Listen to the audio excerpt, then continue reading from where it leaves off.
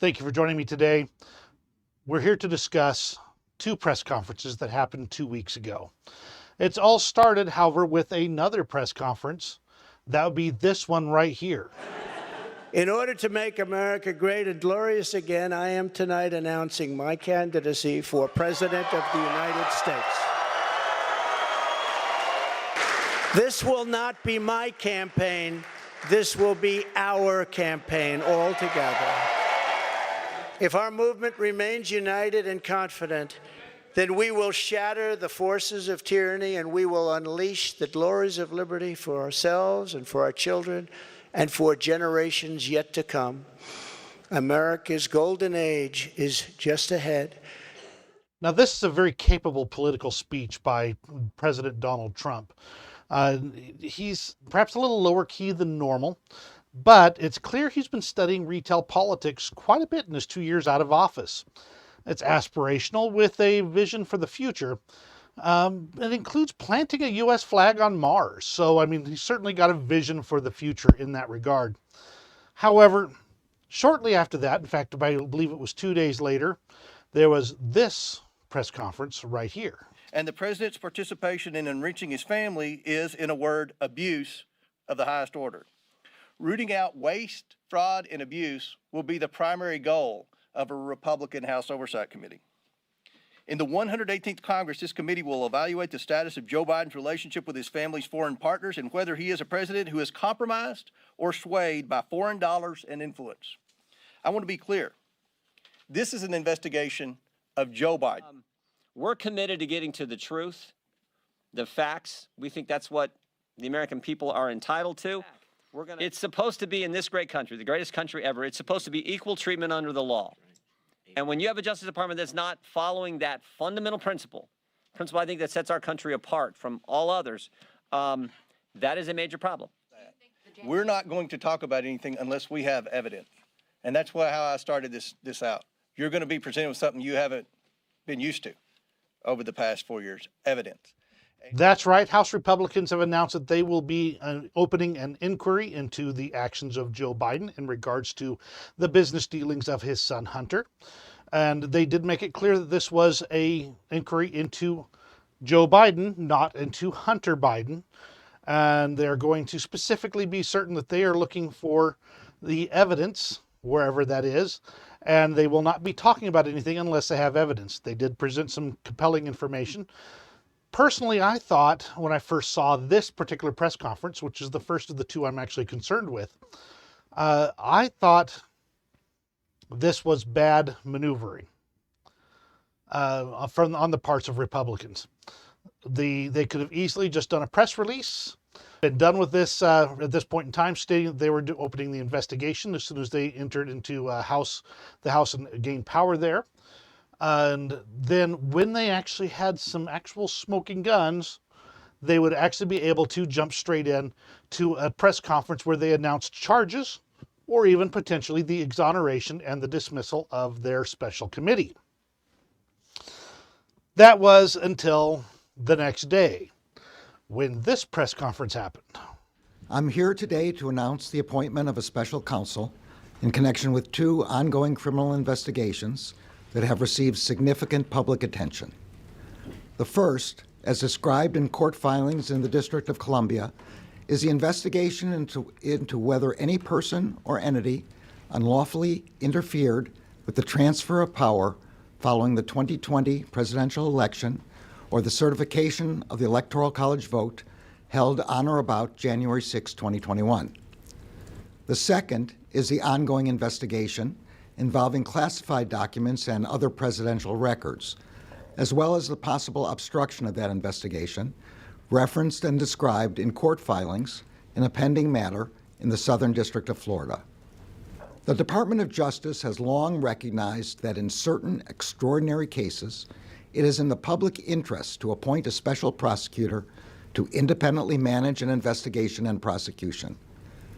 Based on recent developments, including the former president's announcement that he is a candidate for president in the next election, and the sitting president's stated intention to be a candidate as well, I have concluded that it is in the public interest to appoint a special counsel. I will ensure that the special counsel receives the resources to conduct this work quickly and completely. The men and women who are pursuing these investigations are conducting themselves in accordance with the highest standards of professionalism. Not only was this press conference much shorter, and in either of the cases, I've only highlighted a few clips, but this one was much shorter, but it also announced the appointment of a special prosecutor looking into Donald Trump. Now, my reaction to this one as well was actually disbelief. That's not to say I think that Donald Trump is entirely innocent. In fact, if anything, despite the one thing that actually works for him is the fact that he's been so heavily investigated, and yet they still have not brought actual actionable evidence or usable material for a criminal prosecution, which should tell you something about the quality of either the evidence or the investigators looking into it. However, by waiting until after Donald Trump's announcement and after the announcement by House Republicans, this appointment of a special prosecutor can only be seen in a political light. It cannot be seen any other way because they specifically engaged in this type of gamesmanship. And I can only assume that they did it at this timing in order to knock Trump's announcement and the Republicans' announcement out of the news cycle. That makes it entirely political. They have entirely politicized an investigative process. I'm one of those that believe that if there is an actual crime, that the crime should be investigated, the evidence presented, and the proper legal avenues taken to resolve that crime in whatever way is necessary.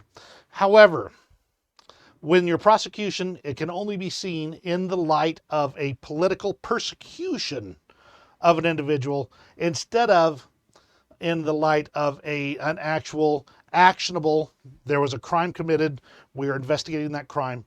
You have lost all legitimacy for your actions. In the end, smoke and mirrors only last so long. By stepping into the public eye with their investigations, Republicans will be forced to provide evidence on a regular basis and charges or exoneration soon, or they will have burned their political capital with the American people. Let's cut to the chase. Republicans have long memories and trust is hard earned with them, but easily lost.